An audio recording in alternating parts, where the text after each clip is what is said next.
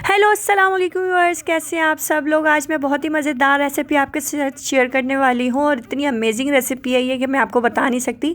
Chicken गोला कबाब की recipe. तो चलिए रेसिपी को स्टार्ट करते हैं। इसके लिए हमें क्या क्या अज्जा चाहिए होंगे। अच्छा, मैंने 1 किलो चिकन ले लिए, बोनलेस है और ये थोड़ी जूसी जूसी सी है। और इसके अंदर क्या क्या अज्जा डालेंगे, इसमें कोई ज़्यादा अज्जा नहीं डालेंगे और ये बहुत ही मज़ेदार रेसिपी और बहुत ही कम टाइम में बन जाती है। अच्छा, मैंने 1 अदद प्याज ले लिए, 4-5 हरी मिर्चें ले ली थी और ये मैंने 1 किलो चिकन ले लिया है, बोनलेस चिकन है और मक्खन ले लिया है मैंने, ठीक है। और ये आप जानते हैं, अगर आपने मेरी पुरानी वीडियो देखी होगी ईद उल अज़हा स्पेशल, तो उसमें मैंने टिक्का मसाले की रेसिपी आपके साथ शेयर की है कि टिक्का मसाला, होममेड टिक्का मसाले की। तो ये वही टिक्का मसाला है। अगर आप देख सकते हैं तो यहाँ मैं आई बटन में लिंक दे दूँगी, वहाँ जाके आप मेरी वीडियो को वॉच कर सकते हैं। तो इस तरीक़े से मैंने बोनलेस चिकन ले लिया, इसको छोटा छोटा कर लिया था, इतना छोटा भी नहीं है, सिर्फ बोनलेस चिकन लेके उसको मैंने बारीक बारीक सा वो कर लिया था। अच्छा, मैं 2 चम्मच इसमें से अपने क्वांटिटी के हिसाब से, 1 किलो मेरे पास चिकन है तो 2 चम्मच, और बाद में मैं इसमें और भी ऐड करूँगी जब मैं पीस लूँगी इसको, है ना, सारे चिकन को पीस लूँगी। उसके बाद में इसमें थोड़ा सा मसाला और ऐड करूँगी। अगर ज़्यादा आप लोग को स्पाइस नहीं पसंद तो आप इतना ही रख सकते हैं, ये भी इनफ है। तो ठीक है, चलो ग्राइंडर में इसको चॉपर में चॉप कर लेते हैं अच्छी तरीके से। पहले मैंने इसके अंदर प्याज डाल दी है और हरी मिर्चें इसके अंदर, मतलब सारा मसाले इसी के अंदर डाल के ना मैं एक ही साथ चिकन को, है ना, चॉप कर लूँगी, मतलब इसको पीस लूँगी अच्छी तरीके से, कि जिस तरीके से हम कबाबों को नहीं पीसते उसी तरीके से ये पीसेगी और ये बहुत ही मज़ेदार रेसिपी तैयार होने वाली है। अब तक आपने मेरे चैनल को सब्सक्राइब नहीं किया तो पहले मेरे चैनल को सब्सक्राइब कर दें और वीडियो को लाइक ज़रूर कर दिया करें कि वीडियो ज़्यादा से ज़्यादा आगे पहुँचे। तो चलिए इस तरीके से इसको हम अच्छी तरीके से मशीन में इसको चॉप कर लेंगे, चॉपर में डाल के इसको अच्छी तरीके से इतना हो जाएगा कि बिल्कुल बारीक आटे की तरह हो जाएगा ना, ठीक है। ये देख सकते हैं आप लोग, ये मेरा चॉप हो चुका है और ये मैं आपको दिखाती हूँ कि कितना मज़ेदार, ये इतना ज़बरदस्त इसका टेक्सचर बन गया था चॉप होके,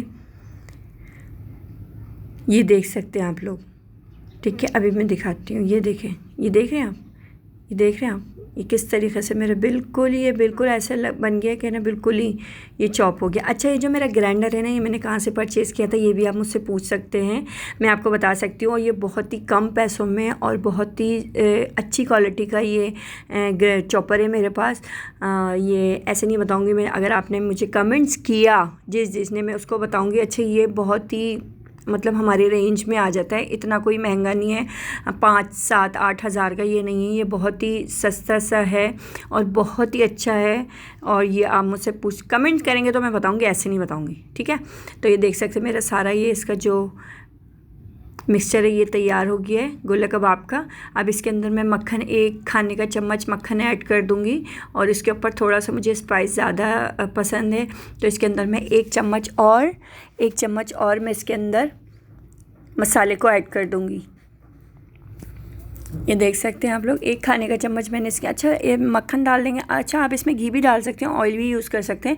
मैं मक्खन यूज़ करूँगी कि है ना, इसमें बहुत ही अच्छा सा फ्लेवर आ जाएगा, बहुत ही अच्छा सा टेस्ट भी आ जाएगा और बहुत ही मज़ेदार ये जूसी कबाब इतने मज़ेदार बनते हैं ना, मैं आपको कोई बता नहीं सकती। आप इसको ज़रूर ट्राई करिएगा और मुझे ज़रूर रिव्यू दिएगा, मैसेज कमेंट्स करके ज़रूर बताइएगा कि आप भी हमारी रेसिपी है इस तरीके से बनी है, इसके अंदर कुछ मेरे से 19-20 हो गया होगा और आप बताना चाहते हैं कि यार आप ऐसे कर लेती तो इसमें और अच्छा हो जाता, तो आप मुझे ज़रूर शेयर किया करें।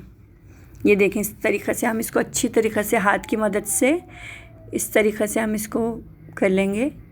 अच्छा, ये मैं कबाब हो साथ में और पराठा ना हो, ये तो हो ही नहीं सकता। तो ये मैं पराठे बनाने की रेसिपी आपके साथ शेयर कर रही हूँ। मैंने 1 कप दूध ले लिया था, इसके अंदर 3 चम्मच खाने वाले चीनी डाल दी है, थोड़ी सी ज़्यादा डाल दी थी मैंने, तो 3 चम्मच खाने की वाली चीनी डाल दी है और मैं इसके अंदर ऐड कर दूँगी नमक और उसको फिर इसके अंदर आधा किलो मैदा और आधा किलो जो घर में आटा होता है ना हमारे, वो ले लेंगे। अच्छे इतने मज़ेदार पराठे बनेंगे, इतने मज़ेदार कि आप गोला कबाब के साथ खाएंगे तो आप मुझे ज़रूर दुआएं देंगे। मैंने पहले आधा किलो से ज़्यादा मैदा और आधा किलो ही मेरे पास इसमें आटा था, तो वो मैं ऐड कर दूँगी इसमें और इसको अच्छी तरीके से मिला लेंगे हम। अच्छा, ऑयल मैं अभी नहीं डाली हूँ, ऑयल जब ये आटा रेस्ट हो जाएगा ना उसके बाद फिर मैं इसके अंदर ऑयल डालूँगी। अच्छा, मैंने जो उसका कबाबों का जो मसाला है उसको मैंने एक तरफ रख दिया, उसको मैं अभी स्टीम दूंगी, वो मैं आपके साथ रेसिपी शेयर करती हूँ। तो इस तरीक़े से हम अच्छी तरीक़े से हाथ की मदद से चीनी और मक्खन और चीनी, नमक और दूध, इसको अच्छी तरीक़े से इसमें मिल जाए। अब इसको अच्छी तरीक़े से हम गूंद लेंगे। ये देखिए इस तरीक़े से हम गूंद लेंगे अच्छी तरीके से इसको। ये मेरा आटा गूंद चुका है और इसको मैं आप 15 मिनट के लिए ना रेस्ट दे दूँगी। आटे को जब भी गूंदें ना आप 15 या 20 मिनट के लिए उसको रेस्ट दे दें, और वो उसके बाद जब आप रोटी या पराठा बनाएंगे ना, इतना मज़ेदार बनेगा मैं आपको बता नहीं सकती। तो ये देखिए, ये मेरे पास जो मेरा उसका कबाबों का जो बैटर है ये रेडी है। अब इसके अंदर मैं थोड़ा सा कोयला को मैंने हीट कर लिया था। हीट करने के बाद कोयले को इसके अंदर रख दूँगी और थोड़ा सा इसके ऊपर ऑयल डाल लेंगे। तो आपको यकीन जाने, आपको पता ही नहीं चलेगा कि आपके सीख कबाब बने हुए या आपने ना इसको चूल्हे पे बनाए। ये इसके अंदर हम थोड़ा सा ऑयल ऐड कर देंगे। ऑयल ऐड करने के बाद इसको मैं ढक दूँगी अच्छी तरीक़े से कि ये अच्छी तरीक़े से अंदर ही ना स्टीम हो जाएगा और बहुत ही मज़ेदार ये कबाब रेडी होंगे। आपको यकीन जाने, ये 10 मिनट में, अगर आपके पास चिकन और ये सारी चीज़ें ना, ये 10 मिनट में तैयार हो जाता है अगर आप रेस्ट ना दें इसको। तो मैं थोड़ा रेस्ट दूंगी, 2 घंटे का इसको रख दूंगी मसाला लगा के। तो ये फिर भी ये बहुत ज़बरदस्त, ये देख सकते हैं आप लोग, देख रहे हैं। अब मैं इसके अंदर से कोयले को रिमूव कर दूँगी और फिर इसको अच्छी तरीके से मिला लूँगी हाथ की मदद से। ये देखें आप, ये मैंने कोयले को रिमूव कर दिया है और इसको मैं हाथ की मदद से, थोड़ा थोड़ा कोयला इसमें से निकल गया था, उसकी ब्लैकनेस थोड़ी थोड़ी सी नीचे आ गई थी। तो मैं इसको अच्छी तरीके से निकाल दूँगी और इसके बाद इसको अच्छी तरीके से हाथ की मदद से इस तरीके से मिला लेंगे हम। ये देख सकते हैं आप, टेक्सचर देखें सिर्फ इसका कि इतना मज़ेदार टेक्सचर बना है इसका, बिल्कुल ही आटे की तरह, सुरमे की तरह ये पिस गया है। और ये यही जो इसकी ये होती है ना, पीसा जो पिस जाता है, ये ज़बरदस्त होता है। तो ये देख सकते हैं आप, मेरा आटा 10 मिनट के लिए, मैंने 15 से 20 मिनट के लिए इसको रेस्ट दे दिया था। रेस्ट देने के बाद अब मैं इसके अंदर ऑयल डाल के इसको अच्छी तरीक़े से मुट्ठी मार के गूंद लूँगी। गूंदने के बाद फिर इसके पराठे बनाते, पहले मैं कबाब फ्राई करूँगी, फिर उसके बाद मैं पराठा बना के आपके साथ दिखाऊँगी कि मेरा पराठा कैसा बना है। तो इसको अच्छी तरीक़े से हम गूंद लेंगे इस तरीक़े से। ये मेरा तकरीबन आटा गूंद चुका है, ऑयल डाल के हमने इसको गूंद लिया अच्छी तरीके से। और इसको अब ये बिल्कुल पराठा बनाने के लिए ना रेडी है। आप इसमें आराम से पराठा बनाएं और इतना मज़ेदार कोई पराठा बनेगा। अच्छा, जब आप कोई चीज़ या सीख कबाब हो या टिक्का बोटी, इसमें बिल्कुल ही नमकीन नहीं, थोड़ा सा मीठा मीठा है ना, तो अच्छा लगता है पराठे में। तो देखिए मेरे पास चॉपस्टिक जो है ये पतली वाली है। अच्छा, ये मैंने चॉपस्टिक्स बनाने के लिए ली थी, उसकी भी रेसिपी मैं आपके साथ शेयर करूँगी। तो ये बहुत पतली है तो इसलिए मैं इसको यूज़ नहीं करूँगी। मेरे बच्ची का ब्लू कलर था तो वो मेरे पास था, तो मैंने कहा चलो इससे ही मैं बना के दिखा दूँ कि आप सीख पे भी लगा सकते हैं। अगर आपके पास सीख है तो सीख पे लगा के, अगर ये इसलिए मैंने आपको बता रही हूँ ना कि जब तक इसके बीच में सुराख होता है ना, जब हम इसको फ्राई करते हैं, इसके बीच में जो स्टीम जाती है उससे ये अंदर तक पक जाता है। अगर आप ऐसे ही हाथ की मदद से बना लेंगे ना तो ये अंदर तक नहीं पकेगा। देखिए इसमें नहीं ठहर रहा, ये इसमें ठहर जाएगा। ये देखें आप, ये देख रहे हैं आप, ये देखिए कुछ इस तरीक़े से ये इसके अंदर ठहर जाएगा। थोड़ी मोटी स्टिक है ना ये, तो इस तरीक़े से। अच्छा, अब इसमें सीख हो तो आप उससे भी आप लगा के इसको अच्छी तरीक़े से इसको इस तरीक़े से कर सकते हैं कि ये उस पर भी ठहर जाएगा। लेकिन वो थोड़ी लंबी होती है तो इसको इस तरीक़े से निकाल लेंगे हम और यहाँ पे इसको शिफ्ट कर देंगे। देखें आप कितना मज़ेदार, कितना ज़बरदस्त ये कबाब बनाए। अगेन मैं एक दफ़ा और आपको बना के दिखा देती हूँ। ये देखें, इसको थोड़ा सा मिक्सचर ले लेंगे। इसका मिक्सचर लेने के बाद इसको इस तरीक़े से हम हाथ की मदद से थोड़ा लंबा लंबा करेंगे और ये देख सकते हैं आप लोग, जब आपकी उंगलियों के निशान पड़ते हैं ना कबाब के ऊपर, तो ये इसका है ना बहुत ही ज़बरदस्त लुक देता है ये देखें इस तरीक़े से कर लेंगे और ये रेडी हो गया। अब इस तरीक़े से हम इसको निकाल लेंगे और ये यहाँ रख देंगे। चलिए मैं इसको फ्राई करके दिखाती हूँ। अच्छा, पहले मैं 2-3 फ्राई कर लूँगी और जब डिनर लगता है तो उसके बाद ही सारा कुछ फ्राई वगैरह होता है।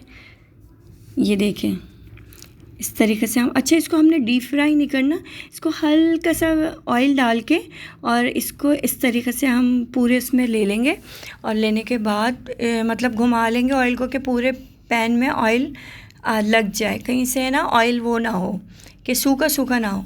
इस तरीक़े से हम हाथ में पानी लगा लेंगे। पानी लगाने के बाद इस तरीक़े से हम इसको लगा लेंगे। ये देखें आप, ये देख सकते हैं किस तरीक़े से मैंने डाला है, और ये बिल्कुल भी चिपकेगा भी नहीं नीचे। और ये देखें आप, कलर देखें सिर्फ इसका, इतना मज़ेदार कोई कलर आया ना, मैं आपको बता नहीं सकती।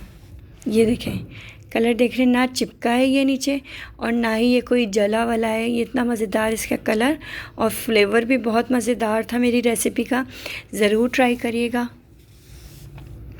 अब हम बना लेंगे इसके बाद हरी चटनी। हरी मतलब हरा जो रायता होता है ना, इसके साथ इसकी जो जान है गोला कबाब की और टिक्का बोटी की और सीख कबाब की, सीख कबाब ही कहलाएगा ये तकरीबन।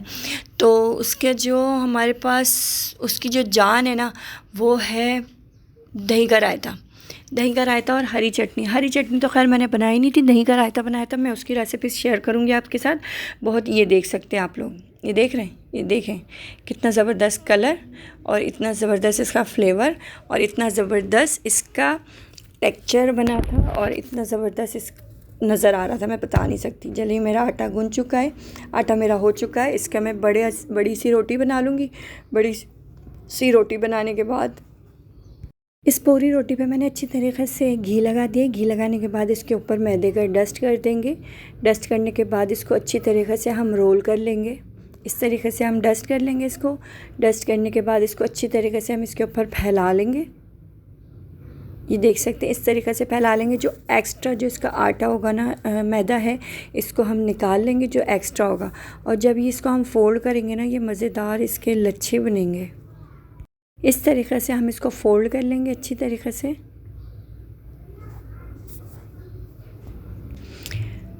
इसको इस तरीक़े से हम अच्छी तरीक़े से फ़ोल्ड कर लेंगे। फ़ोल्ड करने के बाद इस तरीक़े से हमको कट कर लेंगे, पेड़े बना लेंगे। पेड़े बनाने के बाद इसके हम पराठे बनाएंगे। ये देख सकते हैं आप लोग, ये मज़ेदार पराठे बनेंगे इसके। ये देखिए आप, ये देख सकते हैं आप, पूरा गोल पराठा बना है मेरा, ज़रा सा भी इधर उधर नहीं हुआ है। और इसको हम पहले थोड़ा सा नीचे से सेकेंगे, फिर उसके ऊपर ऑयल डाल के उसको नीचे से अच्छी तरीके से आधा करके सेक लेंगे अच्छी तरीके से। देखें आप कितना ब्राउन ब्राउन मेरा पराठा बना है और बहुत ही मज़ेदार पराठा बना है। ये अब हम बनाएंगे दही का रायता। उसके लिए मुझे चंद अदद पुदीने के पत्ते चाहिए होंगे। चंद अदद पुदीने के पत्ते ले लिए मैंने।